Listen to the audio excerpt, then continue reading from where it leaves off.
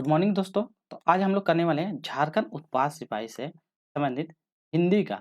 तो आज हम लोग करने वाले उत्पाद सिपाही झारखंड एक्साइज पुलिस हिंदी का मॉक टेस्ट थर्ड करने वाले हैं, जिसमें से आप लोगों के लिए बहुत इंपॉर्टेंट होंगे। और यह मॉक टेस्ट आप लोग यदि लगा के जाते हैं तो एग्जाम में बहुत अच्छा काम करेंगे। ठीक है, चलिए ज़्यादा लेट नहीं करेंगे, जो एग्जाम में आया है उसी के बेस पे सारा ये क्वेश्चन है। ठीक है, मॉक टेस्ट थर्ड करेंगे, इससे 2 अपडेट कर दिए हैं, तो जो नहीं देखे देख लीजिएगा। चलिए, हिंदी का पहला प्रश्न देखिए यहाँ पे। बादल बरसकर किसे तृप्त करेंगे? ये पूछा गया है। पेड़-पौधे को, धरती को, मानवों को या स्वयं कवि को? तो बताना है कि किसको तृप्त करने की कोशिश कर रहे हैं। तो ये धरती को तृप्त करने, तो ऑप्शन नंबर बी हो जाएगा सही आंसर। ठीक है, अगला क्वेश्चन करते हैं। अगला बोला है, अट नहीं रही है कविता में किस महीने में मादकता को दर्शाता है? चैत्र महीने, आषाढ़ महीना, फागुन महीना या कार्तिक महीना? चलिए आप बताइए।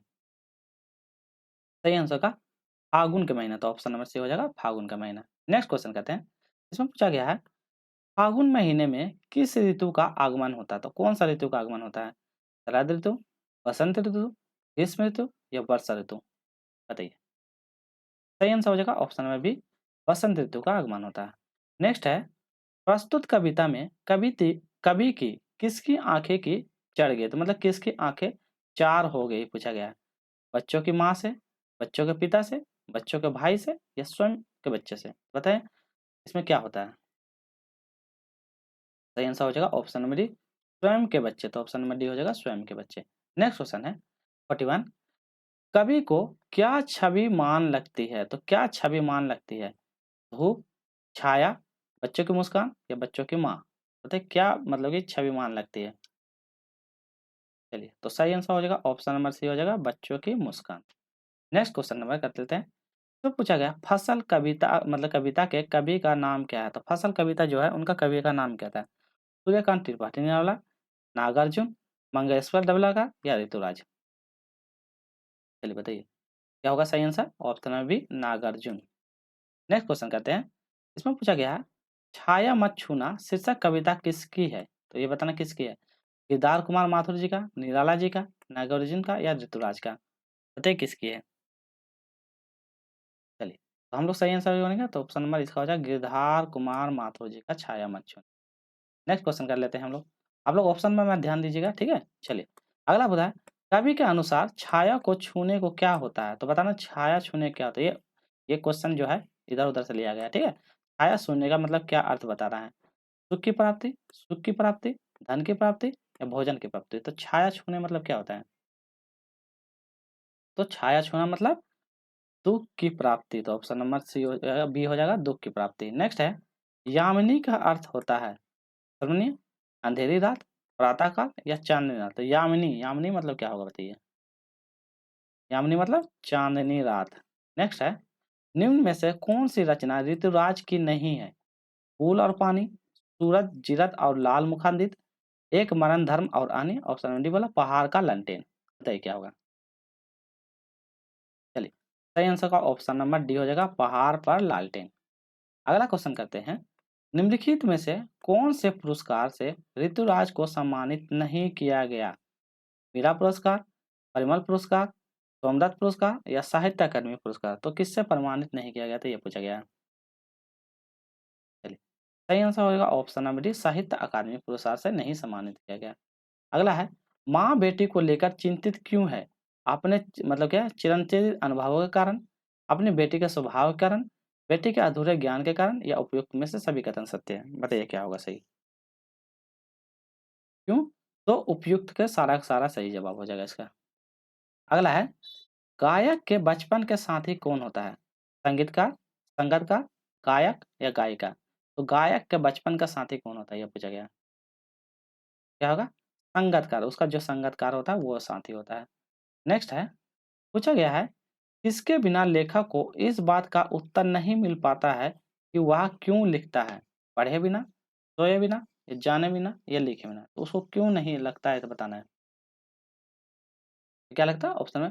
वो लिखे बिना क्या होता है, तो उसको लिखे बिना उसको आंसर का उत्तर नहीं लगता है। नेक्स्ट है, अभ्यांतर शब्द का अर्थ बताना है। बाहरी, भीतरी, अंदरूनी, बी या सी दोनों? चलिए, सही आंसर होगा ऑप्शन नंबर डी। क्या हो जाएगा? बी और सी दोनों, तो ये भी है, ए भी। नेक्स्ट क्वेश्चन 24 पूछते हैं, निम्न में से लिखने का कारण हो सकता है?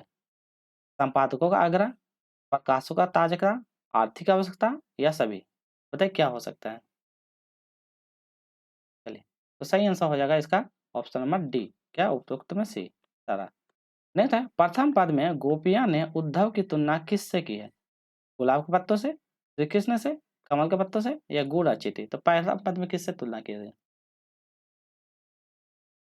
चलिए, तो कमल के पत्तों से तुलना की तो बताता है कि कमल के पत्ते से मतलब पानी जिस प्रकार उससे रहने का आधार भी उससे चल नहीं होता, तो वही उसी से मतलब तुलना किया है, तो उसके बारे में बताया है। ठीक है, नेक्स्ट है, गोपियों ने स्वयं को कृष्ण के प्रति आकर्षण किसकी भांति बताया? गुड़ तथा चिट्टी की भांति, कृष्ण की भांति, उद्धव की भांति, इनमें से कोई नहीं? बताइए। तो क्या बताया? गुड़ और चींटियां की भांति, जिस प्रकार गुड़ में क्या कहते हैं, चींटियां लिपट के अपना जान त्याग कर देती, तो उस प्रकार ये बताइए। नेक्स्ट है, गोपियां अपना संदेश उद्धव को ना देकर किसे देना चाहती है? श्री राम को, श्री कृष्ण को, राधा को या राधा कृष्ण दोनों को? किसको देना चाहती है बताइए? तो वह श्री कृष्ण को देना चाहती हैं। नेक्स्ट 28 क्वेश्चन कर लेते हैं हम लोग। इसमें पूछा गया है, विनय पत्रिका की रचना किन पदों में हुई है? सवैया में, कविता में, गेय में या चौपाई में? चलिए, तो सही आंसर हो जाएगा ऑप्शन नंबर सी, गेय में। नेक्स्ट है, इसमें पूछा गया, कविता वाली की रचना किनके मेल से हुई है? सवैया और कविता के छंद से, सवैया तथा सोरठ के छंद से, कविता तथा छप्पर छंद से या सवैया और रोला छंद से? बताइए किससे की गई है? क्या होगा? सवैया तथा कविता का छंद से। नेक्स्ट क्वेश्चन कर लेते हैं, क्वेश्चन नंबर इसमें 30। तुलसीदास की मृत्यु कब हुई? 16 मतलब 1623 ईस्वी, 1613, 1633, 1643? चलिए, तो इसका सही आंसर क्या हम लोग बढ़ेंगे, तो सही आंसर क्या हो जाएगा? ऑप्शन नंबर ए, तो 1623। तो ये 1623 हो जाएगा। हम लोग टोटल 50 एमसीक्यू को, ठीक है, तो 50 एमसीक्यू क्वेश्चन करने वाले हैं आज के क्लास में, ये भी याद रखिएगा। अगला है, कौन बालक को हिलाते और तालियां बजाते हैं? मोर, कोयल, तोता या कृष्ण? तो कौन बालक को हिलाते और तालियां बजाते हैं? क्या होगा? कोयल। कामदेव का बालक किससे कहा गया है? बसंत ऋतु को, ग्रीष्म ऋतु को, शरद ऋतु को या वर्षा ऋतु को? तो ऑप्शन नंबर इसका हो जाएगा बसंत ऋतु। कविता में कैसी पूर्णिमा का वर्णन किया गया है? वसंतकालीन, शरदकालीन, ग्रीष्मकालीन या वर्षाकालीन? तो किस प्रकार के? शरदकालीन के वर्णन किया गया है। नेक्स्ट है, जयशंकर जयशंकर प्रसाद किस काव्य के विधा कवि थे? भाववादी, छायावादी, प्रकृतिवादी या निर्मलावादी? किस प्रकार के कवि थे? चलिए, तो सही आंसर होगा ऑप्शन नंबर बी, छायावादी। तो ऑप्शन नंबर बी इसका सही जवाब हो जाएगा। अगला क्वेश्चन कहते हैं, जयशंकर प्रसाद की गहरी रुचि किसमें थी? शहर के दर्शन में, ग्रामीण दर्शन में, इतिहास दर्शन में या शहरी के ग्रामों में? उनकी रुचियां किसमें थी? की रुचियां इतिहास के दर्शन में, तो option number C. Next question, Jaishankar Prasad की प्रमुख कहानी संग्रह है? आकाशदीप आंधी, शिरीष के फूल नमक, इंद्रजीत दीपाशिका या आंधी कर्मभूमि? तो बताइए कौन सा प्रमुख कहानी संग्रह? चलिए, तो क्या हो जाएगा? ऑप्शन नंबर ए, आकाशदीप आंधी। नेक्स्ट क्वेश्चन आता है, अगला है, अगला है, माता का आंचल पाठ में लेखक किसके स्नेह और साथियों का मतलब अपने बचपनों को याद करता है? भाई बहन, माता पिता, पड़ोसी या दीदी दीदी? बताइए क्या होगा? ऑप्शन नंबर बी, तो भाई, माता और पिता का। क्वेश्चन नंबर 2 कहते हैं, लेखक के कौन सा अपने साथ सुलाने के साथ साथ सुबह उठाने एवं नहाने का कार्य करते थे?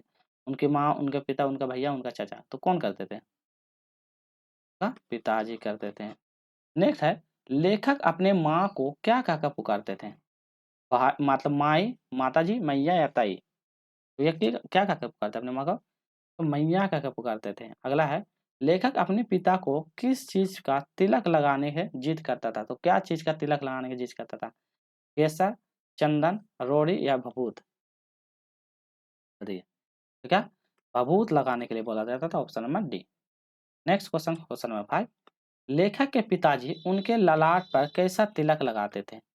चंद्रकार, लंबा, त्रिपुंड या गोल? किस प्रकार का? तो त्रिपुंड का। क्वेश्चन नंबर 6, रानी एलिजाबेथ को किस रंग का सूट बनवाया गया था? हल्का हरा, पीला, हल्का नीला या काला? तो ऑप्शन नंबर सी हो जाएगा हल्का नीला। क्वेश्चन नंबर 7 की ओर बढ़ते हैं हम लोग। रानी एलिजाबेथ द्वारा तैयार कराई गई सूट रेशम कपड़ा कहाँ से मंगवाया गया था? अमेरिका से, चीन से, जापान से या भारत से? बताइए। ये तो आसानी था। तो कहाँ से मंगाया गया था? हिंदुस्तान से मंगाया गया था। नेक्स्ट क्वेश्चन कर लेते हैं। रानी एलिजाबेथ को सूट तैयार करने में कुल कितना खर्च लगा था? 400 पाउंड, 500 पाउंड, 800 पाउंड या 1200 पाउंड? बताइए कितना लगा था? चलिए, तो सही आंसर की ओर बढ़ेंगे तो इसका सही आंसर ऑप्शन नंबर है 400 पाउंड। नेक्स्ट क्वेश्चन नंबर 9 का, निम्न में से किसकी जन्म पत्री छपी थी? फिलिप की, एलिजाबेथ की, डायना की या एडवर्ड की? चलिए, तो हम लोग सही आंसर करेंगे ऑप्शन नंबर बी, एलिजाबेथ की। क्वेश्चन नंबर 10 की ओर बढ़ते हैं। इसमें पूछा गया है, शाही महल में रहने एवं पढ़ने वाले निम्न में से किसकी तस्वीर अखबार में छप गई थी? कुत्ता का, बाघ का, हाथी का या हिरन का? चलिए, तो सही आंसर की ओर बढ़ेंगे तो सही आंसर ऑप्शन नंबर ए, कुत्ता का। अगला क्वेश्चन, यह युमथांग जाने के दौरान लेखिका मधु काकड़िया का ड्राइवर, क्या है, ड्राइवर कम गाइड कौन था? तो ड्राइवर मतलब ड्राइवर कम गाइड कौन था, ये पूछा गया था। ड्राइवर कम था पर गाइड कौन था? जितेंद्र, जितेंद्र नागे, सत्य नागे या मनी? ये बताइए कौन था? चलिए, तो इसका सही आंसर होगा जितेंद्र नार्गे। तो ऑप्शन नंबर बी हो जाएगा जितेंद्र नार्गे। ठीक है। चलिए, अगला क्वेश्चन करते हैं। पूछा गया है, लेखिका को युमथांग के रास्ते में मिली सफेद बौद्ध पत्रिकाएं किसका प्रतीक थी? युद्ध का, धर्म का, मतलब संघर्ष शांति का या शांति या अहिंसा का? किसका था बताइए? ये किसका प्रतीक था? ऑप्शन में शांति और अहिंसा का। अगला क्वेश्चन, क्वेश्चन नंबर 13, सिक्किम में किनकी बंडी मान्यता है? जैन का, शैव का, वैष्णव का या बुद्ध का कौन सा? चलिए, ऑप्शन नंबर इसका ये हो जाएगा बुद्ध का। चलिए, और दो क्वेश्चन बचा हुआ है। पूछा गया है, नए कार्य की शुरुआत में किस प्रकार की पत्रिकाएं लगाई जाती थी? काली, सफेद, रंगीन या इनमें से कोई नहीं? तो किस प्रकार की पत्रिकाएं लगाई जाती थी? तो इसका सही आंसर होगा रंगीन कर का ऑप्शन नंबर सी।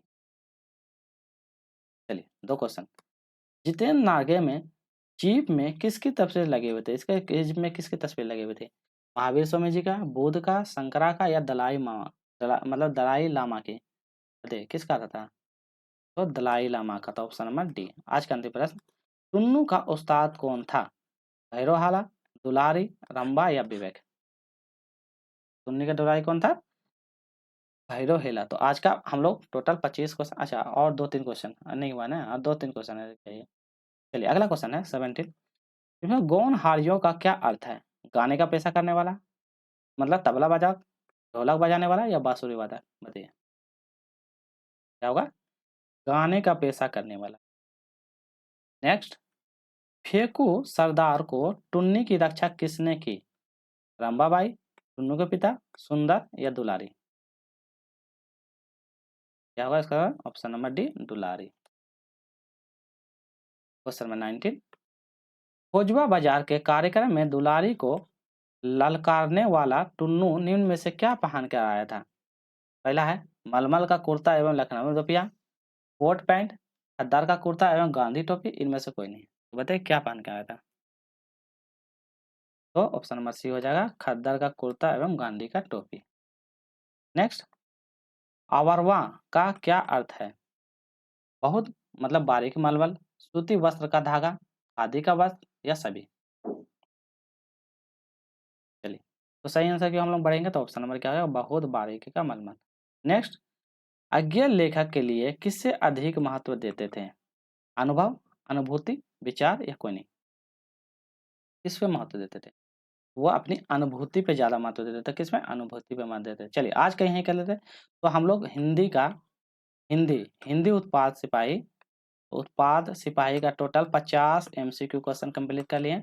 आज का मॉक मॉक थर्ड था, तो मॉक थर्ड आज कंप्लीट हो। हम लोग नेक्स्ट जो आता है मॉक फोर्थ में आएंगे, जो अति महत्वपूर्ण प्रश्नों के साथ लाएंगे। और यही सब प्रैक्टिस जरूर एग्जाम में लगा के एक बार जरूर जाइएगा, ताकि ऐसा ही क्वेश्चन आपको एग्जाम में देखने को मिले। फिर मिलेंगे नेक्स्ट वीडियो में। आज के लिए इतना ही। जय हिंद, जय भारत।